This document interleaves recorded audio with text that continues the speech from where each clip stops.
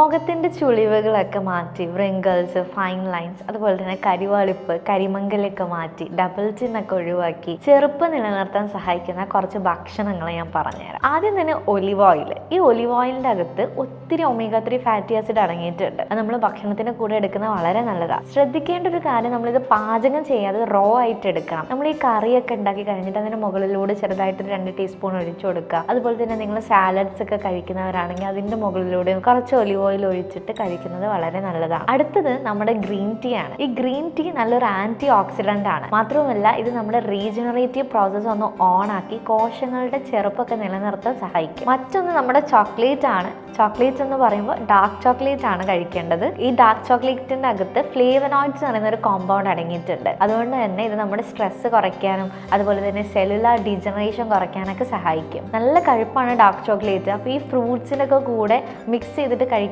വളരെ നല്ലതായിരിക്കും. അടുത്തത് മത്സ്യങ്ങളായിട്ടുള്ള ചാള, ചൂര, അയിലൊക്കെ നന്നായിട്ട് കഴിക്കണം. ഇതിൽ ഒമേഗ 3 ഫാറ്റി ആസിഡ് ധാരാളം അടങ്ങിയിട്ടുണ്ട്. കഴിക്കുമ്പോൾ ശ്രദ്ധിക്കേണ്ടത് പൊരിച്ച് വറുത്ത് കഴിക്കാതെ നമ്മൾ കറി വെച്ചിട്ടൊക്കെ കഴിക്കുക, അല്ലെങ്കിൽ വേവിച്ചിട്ട് കഴിക്കുക.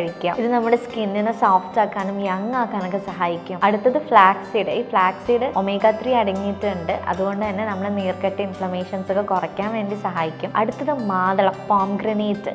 ഈ പോംഗ്രനേറ്റ് കഴിക്കുന്നത് നമ്മുടെ ചെറുപ്പം നിലനിർത്താൻ സഹായിക്കും. കാരണം ഇതിൽ പൊട്ടാസ്യം അതുപോലെ തന്നെ വൈറ്റമിൻ കെ ഒക്കെ ധാരാളം അടങ്ങിയിട്ടുണ്ട്.